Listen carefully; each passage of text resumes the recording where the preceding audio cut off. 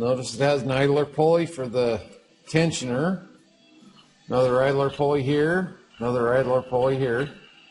You want to check those, make sure they're nice and free. That feels a little stiff. I may have to mess with that later. Bolt there, there, and there. There's 3 that holds this on. 2 studs and a bolt. The bolt, my socket got stuck in when I took it off. Right there. A nut there. Also a nut there. These are all 15 millimeter. This one down here is 14. Also, the dipstick goes right there and right there. And then also this tube, there's a clip there, the nut right here. This is going to slip on here like that. I'll have to find the torques for those. All right, these 2 dipstick bolts, they're going to torque to 18 foot-pounds. The big bolts that hold the bracket on, they go to 34. I got my torque wrench set here, so I'm going to do that first. Under here, like I said, there's 1 bolt and 2 nuts and studs that hold this tensioner assembly on. That's going to go to 34. Okay, torque that one. 34 there. They're 14 millimeter. I've deleted the filter, but there's a little clamp right here. That one's going to 18 foot-pounds. Same thing here for the heater hose. That one's the same. Same for the thermostat housing. When you look at the alternator mount, there are 2 sliding mounts. You tighten that up. That one goes that way. So's that one. You may have to knock these back out. All right, I'm sure they sell a special tool for this, but the alternator bracket, this piece should slide back and forth. What I did is I went and found a great big nut that fits over the outside of this, and then I took some washers and whatnot. I'm going to put them there. Okay, here's what I did. To make a tool to do this, I took an M18 nut. Read 17.9 if you take the threads away, or 17.85. That would be that extra couple of points of a millimeter, but this fits over the top of that. You could find a socket, something like that. Also, I took some big flat washers. They're going to fit on here, and you want to find some nice hard washers. It's going to fit something like this. Well, the bolt I used, I actually found a stud. You could use a bolt to do this if you wanted. Put the bolt through this way. I wanted something with lots of threads so that I can actually pull these back.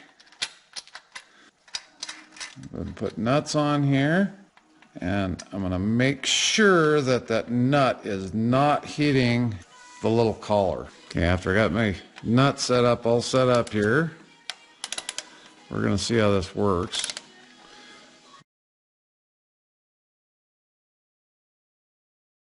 Essentially, I'm going to hold this side, and I'm using the side with all the washers. Let's see how much that pushed that back. I kind of feel it move when I did that, so I'm pretty sure it moved. Yeah, you can see the rust on that. That definitely moved. So it should make getting the alternator in way easier. These GM products like this are a lot of fun to do if you don't mess with this. I've actually seen guys break the alternator mount by not worrying about this. In a real pinch, and I'm not recommending that, in a real pinch you could come in here and tap this with a hammer and knock these back. There again, not recommending that at all, but it's sure something you could do. Okay, I'm going to do the same thing on this side. Notice it's an M18 nut. See, as I tighten that with all the washers, it gives me lots of friction surfaces so that I'm not overcoming friction. So that's as far as it goes. Back it off there. Let's see what this side looks like. Yeah, I must have been really close on this nut because I just forced that nut onto the bracket here. So I'm going to go ahead and tap that off there. Yeah. See how the rust colors changed there? It definitely pushed that bracket back, which is good. That's what I was trying to do. Before I press those out, the alternator wouldn't set in here. You notice these are back farther. You got these two ears, one there, one there. When you put it in here, it sucks that difference up and makes everything tight. So here's what I did. I took my micrometer and I measured essentially the size of this collar that comes out, and it's 18.53, so that means I need about an 18 millimeter nut. 18 millimeter socket would work, whatever you got handy. So here's what I did. I took a 18 millimeter nut, I took some flat washers, a stud. 18 millimeter nut goes like this. Essentially, see how that fits over that collar. Put this on here, and I had to beat this last one off. I have a suspicion, probably did that because I was probably cockeyed, but anyways, it works. I'm gonna go ahead and install our alternator after we push these brackets back, collars. And I gotta work it around, make sure you get it lined up right. Put one on the other side. Okay, I'm gonna run these in a little ways by hand just to make sure they're seated. What I did here though, there's a little teeth that comes out on the back side. Make sure the bolt comes out all the way. Get at least that far, I'm good. This side pretty much goes in by hand. I'm gonna run them in with an impact just to save some time. I'm not gonna tighten them. Then I'm gonna go ahead and torque them to 37 foot-pounds. Usually I wouldn't do this, but just because I'm showing the right way, I'll do it with a torque wrench. You can do this by hand. You may be kind of loose. Now, one thing I noticed is that ear kind of bent back. So I'm gonna come in here and, I don't know if you saw that, but that kind of moved just a little bit. Shouldn't have loosened up. Oh, but it did. So we're going to do that again.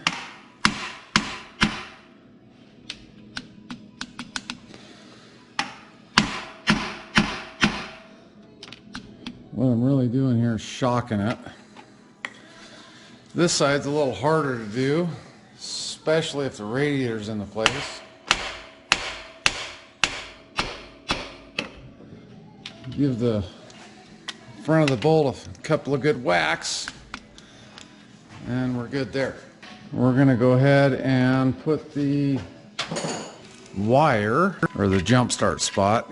It's a 10 millimeter socket, which is like a 8 millimeter bolt. Got my inch-pound torque wrench out. This torques to 80 inch-pounds. Said I usually wouldn't torque this. Usually just use a wrench.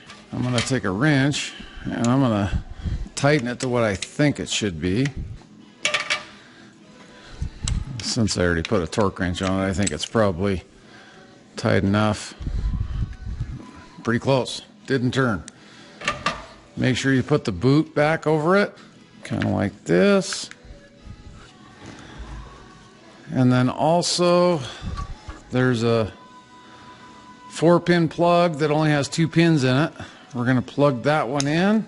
And then we're going to take the belt. If you look at the belt routing diagram, a lot of times it's on the fan shroud. Tough part with that, make sure the belt looks like it's in the grooves where it was riding before. I've got one down here that looks off. Tensioner's definitely off. And then I'm going to also make sure that it's on the right spot on the crankshaft pulley, which it looks like it from here. I'm going to double and triple check that, but this pulley's on, this one's on, this one looks right, this one looks right, here, here, and the crankshaft pulley, which feels right if you stick your hand down there and kind of feel around it. If you had the fan shroud and all that stuff on, you'd probably have to go from underneath, maybe take some skid plates off and stuff.